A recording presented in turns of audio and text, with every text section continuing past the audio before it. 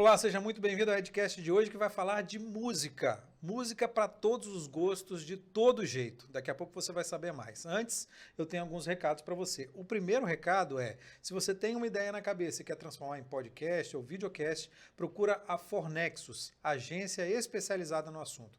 Você chega com a ideia e sai daqui com o seu produto pronto, preparado para as redes sociais, para o seu canal do YouTube, para as plataformas de áudio, do jeitinho que você quiser. Então, se você tem essa ideia e quer transformar em realidade, é só você procurar os contatos da Fornexus que estão nos comentários fixados desse vídeo logo aqui embaixo. Peço encarecidamente para você que chegou nesse vídeo, está aqui agora, não se esquece, já vai agora aqui, já dá o like, aperta no botãozinho do like, é muito importante para a gente, se inscreve no canal se você não for inscrito e aciona o sino das notificações, assim a gente consegue crescer e trazer mais conteúdo de qualidade para você. A gente também está nas plataformas de áudio, Spotify, Amazon Music, Apple Podcast, Google Podcast, Deezer. A gente está em todas as plataformas, é só você procurar a gente que você vai achar. E a partir de agora também a gente está com lojinhas temáticas na Amazon. Então essa entrevista, esse bate-papo que a gente vai ter aqui, tem um link aqui na descrição do vídeo que tem uma lojinha temática na Amazon. Então você clica e vai lá que tem produtos relacionados a essa conversa que a gente vai ter. É legal se você comprar porque vai ajudar que a gente ganhe uma comissãozinha. Então vai lá e dá uma olhada nos produtos. Daqui a pouco eu vou até pedir umas dicas aqui para o nosso convidado, para ele dar umas dicas de produtos para a gente colocar na lojinha da Amazon lá. E vamos a ele, Thiago Padim, maestro da Orquestra Filarmônica Moderna Brasileira. Tudo bom, Thiago? Tudo jóia. E o que faz a Orquestra Filarmônica Moderna Brasileira? A Orquestra Filarmônica Moderna Brasileira, bom, primeiro, muito obrigado pelo convite. A gente que agradece. O pessoal de casa, o pessoal do carro, o pessoal de onde quer que esteja. Exatamente, a gente, exatamente. Tá aqui com tá você, na academia, fazendo aquela atividade física, tá dando aquela caminhada, tá ouvindo o Edcast aí. Isso aí. A Orquestra Filarmônica Moderna Brasileira é uma proposta de democratização da música de concerto, levando a música em formato sinfônico além das fronteiras da música erudita popular. O que significa isso, Significa Thiago? que a gente toca Tom Jobim, Elis Regina, Chico Buarque, Beatles, Queen, tudo isso com formato sinfônico, aquele mesmo formato que você ouve as músicas de Beethoven, de Mozart, de Liszt, de Brahms, a gente toca Tom Jobim, a gente toca Roberto Carlos, a gente toca música popular brasileira e clássicos internacionais em formato sinfônico. Mas música popular brasileira hoje em dia já passou dessa fase aí. Hoje em dia música popular brasileira é sertanejo, funk, pagode. Vocês tocam isso também? Também. Eu acho que é justamente esse o nosso propósito, de levar, além das fronteiras da música erudita, tradicionalmente conhecida como erudita, ter acesso, a ter todo mundo, né, o acesso a esse tipo de música. São quantos músicos na orquestra? Hoje nós somos em 50 músicos. Toda a apresentação são os 50 músicos que estão lá. Exatamente, dos mais variados instrumentos e de todos os tipos de naipe. A gente tem instrumentos de cordas, violino, viola clássica, violoncelo, contrabaixos, madeiras completas com flauta, fagote, oboé, clarineta, sopros com aquela diversidade de instrumentos, trompa, trombone, trompete, instrumentos de percussão, sino, tímpanos, harpa, piano. E um grande diferencial nosso é que além dos instrumentos tradicionais de orquestra, nós juntamos isso a elementos como sintetizadores, guitarra, contrabaixo e até DJ. Como é que você mantém esse povo todo, cara? Porque isso é caro, né? É caro. É um desafio. Esse é um grande desafio da orquestra. Porque é difícil manter uma estrutura, um organismo com mais de 50 pessoas, mas a gente está engajado na mesma vontade, no mesmo sonho, no mesmo projeto dessa democratização. E atualmente a gente faz apresentações com bilheteria. E isso tem mantido a orquestra, a gente tem... Dá para manter? Tem espaço para isso? Tem espaço e assim, curiosamente, a gente entrou sem saber muito o que ia acontecer, né? Principalmente nessa área da cultura, né? De venda de ingressos, de bilheteria, a gente não sabia o que ia acontecer. E nossas apresentações, graças a Deus, 100% dos ingressos vendidos até hoje. Ah, que legal. E vocês tocam aonde? Porque é difícil você ter um lugar para tocar, né? Na Grande Vitória, pelo menos, espaços, teatro, casas de shows. É difícil você ter um espaço preparado para receber essa quantidade de gente e esse tipo de evento, né? Também é um desafio, porque nós temos pouquíssimas casas com palcos que acomodam uma orquestra no modelo sinfônico, né? Então, atualmente, nossos concertos têm sido no Teatro Universitário, no Teatro da UFS, né? E estamos conversando aí com algumas parcerias com o Teatro Sesc Glória e também com o Espaço Patrick Ribeiro, que é um grande palco para grandes públicos, né? E consegue comportar nossa orquestra. Legal. Dá para viver de música?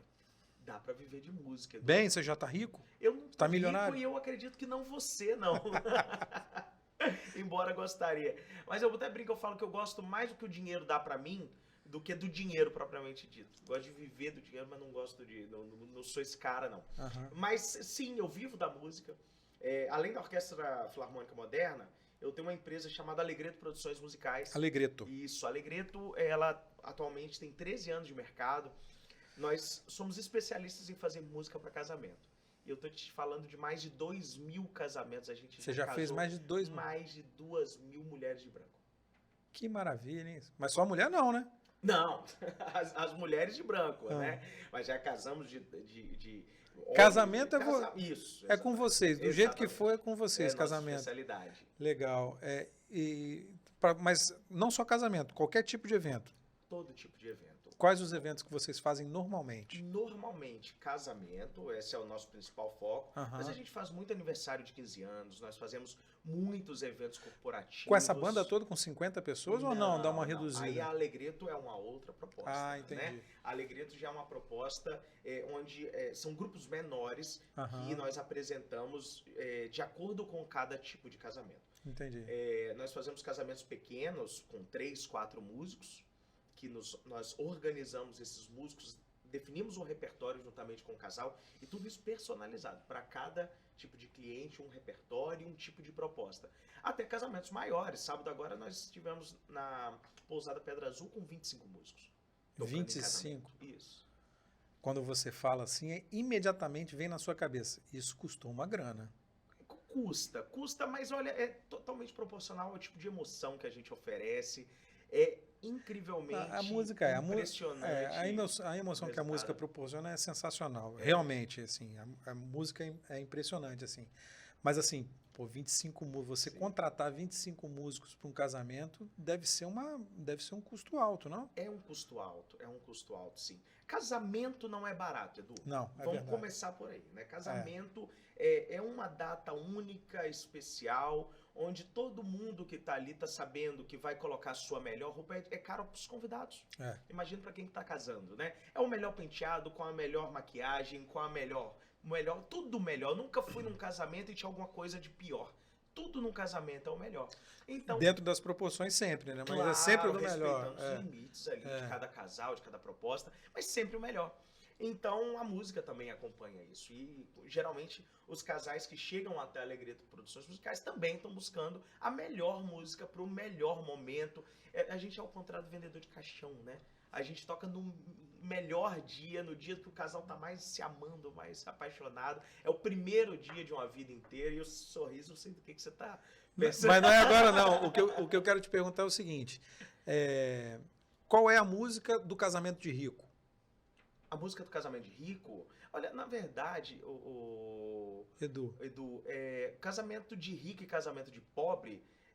são as mesmas músicas. É a mesma coisa? São as mesmas Não é possível. músicas. São as mesmas músicas. O que vai mudar é o tamanho da quantidade de pessoas que vão estar ali servindo, sabe? O tipo de arranjo. O casamento de rico vai contratar 20 músicos. Casamento mais simples, né? Vai casar com 3, 4, 5. E tá tudo bem. E tá tudo certo. E vai todo mundo descer até o chão. Não tem jeito. Do mesmo jeito, exatamente. Vem cá, mas a festa mais divertida é o divórcio, né? Você já foi contratado para fazer divórcio. Como é que é isso? Conta aí. Então, é um caso curioso. Eu não fui bem contratado para tocar numa festa de divórcio. Eu ia tocar num jantar de padrinhos. E aí o casal resolveu não casar mais. E eles não se casaram, não estavam se separando, mas também não tinha casado. E a festa seguiu normalmente, como se houvesse o casamento, mas não teve esse casamento. Mas aí participaram dessa festa o ex-noivo e a ex-noiva, os dois? Normal. Normal? Normal. Melhores amigos. tá tudo certo. É mesmo? Não foi de divórcio, foi de um quase casamento que não aconteceu. Deve ter sido o mais divertido Foi de um todos. barato. Livramento total. Mas foi um jantar animadérrimo, tava todo mundo engajado, as famílias super bacanas. Foi muito legal, uma experiência única. Quem quer contratar a Alegreto para casamento, te procura pedindo o quê? Ou são os casais ou são as cerimonialistas que te procuram? E pedem o quê? Então, geralmente os noivos chegam primeiro até a gente. Né? A gente já tem um nome, né, bem conhecido. Quem vai se casar hoje na Grande Vitória já ouviu falar de alguma forma da Alegreto Produções Musicais. Até porque noiva é aquela pessoa que está ali no Instagram o tempo todo De tudo. Né? E ela vai achar a Alegreto em algum momento. Então ela chega até a nossa página, nossa rede social, ou através, quem vai casar geralmente tem amigos que já casaram ou estão... Que é o boca a boca, propaganda de boca a boca. já estão ali mais ou menos envolvidos com isso, então acaba chegando na gente. E em geral, procuram música para cerimônia de qualidade. Aquela música para tocar na entrada dos padrinhos, entrada do noivo, entrada da noiva, entrada das alianças, aquela música que emociona. Sabe? Aquela música que toca lá no coração. Qual a música mais inusitada que vocês já tocaram na entrada da noiva? Que é a principal. A entrada da noiva é a música principal, não tem jeito. Rapaz, esses dias, tem muito pouco tempo atrás, eu toquei pela primeira vez uma música, eu achei curioso, porque cada casal carrega a sua história e acaba levando essa história de alguma forma para dentro do casamento. E eu toquei uma música eu esqueci o nome do compositor, eu acho que é Júlio Sequin, é super novo, mas o refrão da música foi todo instrumental. Mas eu vacilei na primeira regra do rolê, fiquei doidão, liguei pra você. A noiva entrando. E é verdade, eu juro que foi essa música, a entrada da noiva. Foi super emocionante, eu acredito que pra ela tem um significado incrivelmente especial, é a música dela, é a música do casal, e de repente é um pouco da história deles, né? Claro, com certeza. A gente não sabe como é que foi, mas de repente aconteceu isso em algum momento. Isso é sempre escolha dos noivos, você dá pitaco e fala, pô, isso aí não vai ficar muito legal, ou você acha que não... Eu dou pitaco quando me pedem opinião, Edu, quando me pedem opinião, eu dou pitaco e falo, talvez, não, pô, o hino do... Hino do Flamengo, já pediram o hino do Flamengo? E já entraram com o hino do Flamengo? A noiva não, mas o noivo já entrou, já entrou com o hino do Fluminense, hino do Botafogo, hino do Vasco, hino da Champions League, a gente toca bastante. É mesmo? A gente toca muito ainda da Champions. É uma música muito bonita, com violino. É orquestra, né? Coral, é uma orquestra completa e coral, né? Cantada em 3 idiomas, é linda a música. Mas quando me pedem opinião, sim, eu falo... O que você acha dessa outra aqui? Talvez seja mais interessante. Agora tem um detalhe, a gente toca em casamento dentro de igreja e fora de igreja. E algumas igrejas não podem todo tipo de repertório, obviamente. Exatamente. Né? Tem uma restrição. Tem uma restrição, né? Geralmente músicas clássicas, músicas eruditas. Gospel às vezes. Muitas vezes gospel. Músicas cristãs em geral, né? E aí não pode abrir esse repertório. Agora, a gente faz muito casamento em cerimoniais, em espaços de festas, de frente para a praia, nas montanhas capixabas. A gente trabalha muito dessa forma. E aí, quando o casamento é fora, aí abre-se um repertório, abre-se esse leque. Em geral, não tem muita coisa diferentona, não. Você que foi direto no óbvio, o que você já tocou de mais diferente? Eu citei. Mas, em geral, são músicas românticas, músicas que Roberto Carlos, Fábio Júnior. Roberto Carlos, Fábio Júnior, a gente toca, mas... Existem os clássicos de casamento também, que, por exemplo, talvez você nunca tenha ouvido falar uma música, mas toda noiva já ouviu falar da música Pra Sonhar, do Marcelo Genesi. Como é que é? Quando te vi passar, fiquei paralisado. O refrão, se a gente se casar domingo, na praia, no sol, no mar, ou num barquinho a navegar... Tá vendo? Você nunca ouviu, mas é um clássico de casamento. Todo casamento praticamente tem. Tem uma cantora chamada Lorenza Posa, uma amiga minha lá de São Paulo. Ela é compositora e, assim, talvez o foco dela não seja compor para casamento, mas ela ficou tão reconhecida no mundo dos casamentos que todas as músicas... Ficou segmentada. Exatamente, que ela compõe. Até hoje a gente toca todas as músicas da Lorenza Posa nos casamentos aqui de Vitória. Legal. Você conhece ela? Conheço, tive o prazer de conhecê-la. A última vez que fui a São Paulo, a gente até começou a esboçar um trabalho juntos de trazê-la aqui para o nosso aniversário da Alegreto e produzir, de repente, um musical de casamento. Pô, que legal. De casamento, onde as pessoas vão sentar e assistir música de casamento, que não tem em Vitória. É verdade. Você só vai assistir música de casamento se você for convidado para um casamento. Do contrário, onde é que você vai ouvir música de casamento? Não, em lugar nenhum. Não ouve. Então a gente está estruturando um musical de música para casamento. E esse aniversário da Alegreto é esse ano, 23? Não, é 2024. 2024. Isso, em fevereiro a gente completa 14 anos. 14 anos, que legal. Como é que você divide, cara, a Alegreto da Orquestra Filarmônica? Excelente pergunta. São organismos totalmente distintos, até porque a Alegreto hoje, com 14 anos, já tem funcionários que trabalham exclusivamente para a Alegreto, já tem uma equipe de escritório, de operacional, de partituras, e é uma empresa, é um organismo que está lá, que funciona, e eu, juntamente com a minha sócia, a Jennifer, a gente administra a Alegreto. E ponto. Daqui para cá é a Alegreto, daqui para cá a Orquestra Filarmônica Moderna, que é uma orquestra super nova. É uma orquestra que começou em 2022, então ela vai fazer um ano ainda de orquestra, né? De organismo orquestra. Ela vai fazer um ano. Inclusive, a gente lançou um documentário chamado O Nascimento de uma Orquestra. Está disponível onde? Está disponível no nosso canal no YouTube. Qual é o endereço? Orquestra Filarmônica Moderna Brasileira. E também, pequeno, simples. e no nosso Instagram também tem ali esse documentário, onde a gente relata desde o início, porque são muitos os desafios. O primeiro e principal é de recrutamento desses músicos. E quando a gente resolveu criar a Orquestra Filarmônica Moderna, a gente resolveu criar uma orquestra profissional. Não somos uma orquestra escola, nós somos uma orquestra profissional, de músicos profissionais formados, graduados e especialistas em fazer música no mais alto nível. Reunimos os melhores músicos de Vitória através desse recrutamento. A grande maioria já toca comigo na Alegreto, afinal de contas, 14 anos vivendo nesse mundo, né, de música profissional. E aí resolvemos criar. Qual a diferença da Orquestra Filarmônica para Alegreto? Alegreto é algo voltado para evento social, é casamento, é aniversário, é 15 anos. A orquestra, divórcio. Agora, a orquestra não, é cultural.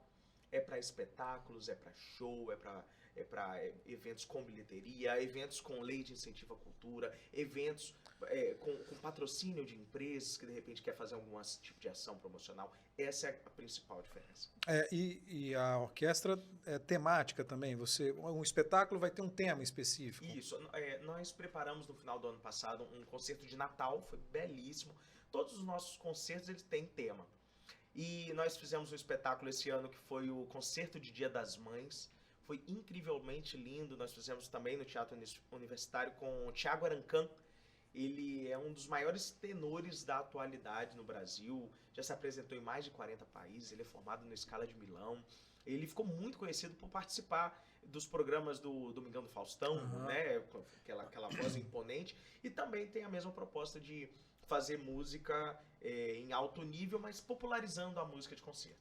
E agora, recentemente, nós fizemos, o tema se chama Pra Todo Mundo Cantar, onde nós fizemos clássicos da música popular brasileira para todo mundo cantar. Então a gente tocou Rita Lee, a gente tocou Pixinguinha, a gente tocou Tom Jobim e trouxemos para esse concerto, para somar a nossa equipe, ninguém menos que Pedro Mariano. Pedro Mariano é filho do pianista César Camargo Mariano e da cantora Elis Regina, eterna Elis. Legal. E o próximo? E o próximo, a gente está estruturando um concerto destinado para crianças. Na verdade, crianças vai ser a desculpa, porque a gente vai levar toda a família para lá.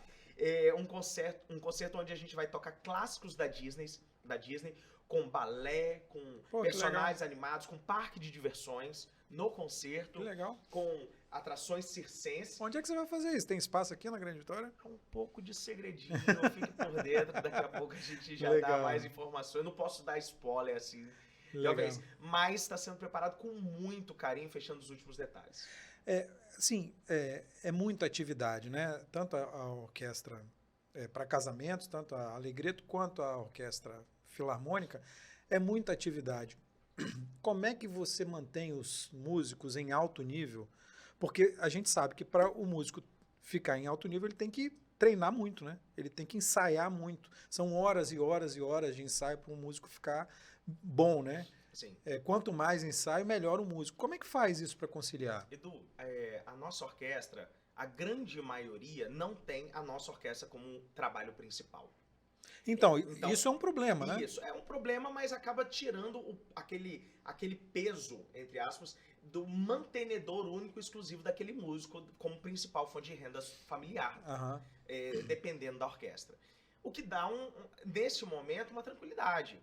Né? O cara não depende 100% da Orquestra Filarmônica Moderna Brasileira para sustentar a sua família. Ele está ali como uma renda extra. Aham. Né? Então nós ensaiamos paralelamente aos trabalhos profissionais. Mas dá para fazer isso? Dá para fazer, até porque uma orquestra ensaia cerca de 3 horas por dia. Né? A principal orquestra do estado, que é a Orquestra Sinfônica, né? Hoje, sob a regência do maestro Helder Treves, meu amigo, um grande abraço, Helder, ensaia de segunda a sexta, durante 8h30 às 11h30 da manhã. Aham. Claro que existe o preparo dos músicos em casa para chegar no ensaio, né, de forma coerente, correta, com todas as anotações, tocando de fato, né? Mas paralelo a isso, os músicos precisam separar tempo para tocar também na Orquestra Filarmônica Moderna. Então a gente tem um cronograma onde para cada apresentação nós enviamos com antecedência todas as partituras. Significa que o cara, quando chega no ensaio, Edu, não tem novidade para ele. Aham. Ele já vai chegar no ensaio sabendo o que ele vai tocar, da forma que ele vai tocar. Nós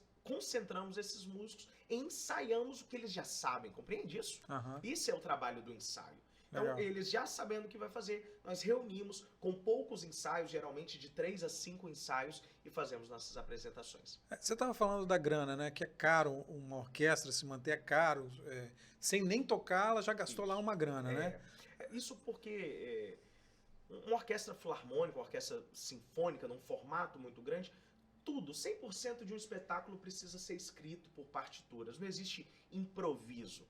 Não existe chegar no Edu no ensaio, né? No Edu, faz assim, ó, deu errado, ao invés de Fá, toca em Sol. Não, não existe isso. É impossível ser feito dessa forma. Então, precisa de um trabalho de um arranjador. É um cara que ele abre a música em frente a um computador, em frente às partituras, determina o que cada um dos 50 instrumentos vão tocar. E esse trabalho é uma mão de obra excepcionalmente exclusiva, difícil de encontrar, uma mão de obra escassa, e isso custa caro. Tudo que é exclusivo e escasso custa caro. Mas aí, pô, você fala de uma orquestra, uma nona sinfonia de Beethoven. Não tá lá, já não foi tocada 1 milhão de vezes. Não dá para simplesmente copiar aquilo lá? A nona sinfonia de Beethoven, assim como vários outros clássicos eruditos, tem disponível na internet. Aham. Mas se você for fazer uma música do Thiago York que lançou ontem, Não tem disponível. é impossível. É impossível. Só tem jeito de fazer, você contratando um arranjador. Esse cara vai ouvir uma música, vai imaginar como uma orquestra tocaria e começa a escrever para violino 1, para violino 2, para viola, para violoncelo, para contrabaixo, para oboé, para fagote, para clarinete. A gente recebe o Pedro Mariano brinca, um calhamaço de partitura desse tamanho, Aham. que são músicas inéditas. Muitas das músicas que nós tocamos nesse último concerto, ninguém nunca ouviu em formato sinfônico. E pela primeira vez estava sendo executado. É um trabalhão da É um trabalhão. É por isso que é caro. É porque a gente parte do zero de uma música que nunca foi tocado num formato sinfônico. E qual é o papel do maestro nisso tudo? O maestro, ele tem 2 papéis, né? Ele, como o nome sugere, ele é um mestre. Ele precisa saber todos os detalhes daquela música. Todos os detalhes. Acontece que um violino sabe o que um violino vai fazer. O contrabaixo sabe o que o contrabaixo vai fazer. O maestro sabe o que todo mundo, ou que cada um vai fazer, sabe? Ele tem que estar atento, ele tem que perceber o que cada um e provocar com que a orquestra toque da forma correta, provocar com que a orquestra toque na intensidade correta, e tudo isso com gestual, né? A gente até brinca que a gente mixa o som com as mãos ali, enquanto tá tocando, é tudo ao vivo. Sabe? A hora de pedir um contrabaixo a mais, a hora de pedir um violino, ou de abaixar aqui o som dos violinos, e de sincar tudo isso, de fazer com que todo mundo toque como se fosse um mesmo organismo, porque é exatamente isso a orquestra. O papel do maestro é provocar e, como conhecedor da sinfonia, do concerto, da peça, da obra, saber exatamente que cuidar e como consertar. E como é que você faz isso? Como é que você se prepara? Você estuda antes? Como é que você faz? Eu tenho um trabalho de preparação mesmo de partitura. Começa em casa mesmo, com o estudo da partitura, onde você imagina aquilo tocando mesmo, sabe? Você ouve. Sabe quando você lê um texto? Eu leio uma partitura como você lê um texto. Sabe quando você lê um texto? Você não precisa falar em voz alta para entender o que aquele texto está te dizendo. Mas você tá falando de música, né? Música é o que você ouve, pô. Mas eu estudei isso. Não, beleza. Mas assim, quando você fala de música, partitura, por exemplo, você abrir aqui, obviamente eu não vou entender Exatamente. nada, absolutamente nada. Exatamente. Mas assim, Até você não você precisa ouvir música, você não precisa ouvir o que é aquilo que está no papel? Não necessariamente, não necessariamente. Isso também é uma capacidade que o maestro precisa de ter, de observar a partitura e de ouvir essa música sendo executada sem ter ouvido ela de fato, sabe? Com apenas a leitura daquela partitura. Começou muito simples. Eu, quando tenho a formação de violino, eu estudava o violino, eu sabia, eu estava vendo as notas musicais e ouvindo o que estava sendo tocado, sabe? Da mesma forma como eu quis dizer, quando você lê um texto, você não precisa ler ele em voz alta para saber o que você está lendo. Mas aí uma pausa. Por exemplo, eu trabalhei muito tempo na televisão, né? Quando você lê um texto que você vai gravar, você lê em voz alta para saber como é que ele vai soar. Aí é o ensaio. Muitas vezes a gente só ouve a primeira vez no ensaio, quando tá todo mundo tocando junto. E faz diferença. Faz toda a diferença, porque ali são as correções. Hoje em dia, com a tecnologia, a gente consegue ouvir isso antes, mas de forma virtual. É como se fosse a voz do Google falando com você, sabe? Educast. Não, mas aí, oi, tudo bom? Olha que surpresa. Já vamos, tá? Pera um pouquinho, senta aí, toma um cafezinho, tá? Fiquem à vontade, por favor. Mas aí, me perdi aqui. Como eu ouço isso, né? Você estava falando que num texto, né, você precisa falar. Exatamente. Mas aí, por exemplo, tem umas inteligências artificiais agora que a voz é a mesma coisa que a voz humana. Não sei se você já viu. Eu já vi, inclusive imita, assim, né? Esses dias eu vi uma da Beyoncé cantando música evangélica. Assim, exatamente. Incrivelmente perfeito. Existem programas de computador que nessas edições de partituras você consegue ouvir como aquele arranjo está ficando. Uhum. Mas é diferente de ouvir um organismo funcionando, que é um organismo da orquestra. Então, muitas das vezes, Edu, quando a gente recebe essas partituras, às vezes a gente recebe os áudios dela também. O que simula o que um violino faria, você consegue ouvir isso e estudar a partir disso. Muitas vezes não. Mas, por hora, quando você tem um encontro da orquestra, que é quando você ouve o que aquela partitura está escrito. É só nesse momento que você ouve, pela primeira vez. E como é que a música apareceu na sua vida? Rapaz, é muito novo, como um monte de músicos, né? Acaba começando na igreja. E eu nasci numa igreja muito musical. Eu nasci nela. Uma igreja evangélica? Igreja evangélica. Qual a igreja? Igreja do Nazareno. Uma igreja até aqui em Itapuã, pertinho. Pastor Ivonildo. Então, era uma igreja muito musical. Obviamente, sua família toda já era musical. Não. Aí é que tá. Eu tô fazendo moda na família, porque ninguém da minha família é músico. Eu não tenho um primo distante que toca um violão. Eu não tenho ninguém da minha família músico. Mas com muito novo na igreja, com 4 anos de idade, mais ou menos, alguém percebeu e falou, pô, aquele garoto, de repente, tem talento pra música. E aí entrei pra fazer aula de piano. Do piano eu passei pro violão, aí tocava piano e violão. Com 7 anos de idade eu fiz uma prova pra Escola de Música do Espírito Santo, hoje é a atual Faculdade de Música do Espírito Santo. Passei, e ali comecei os meus estudos com violino.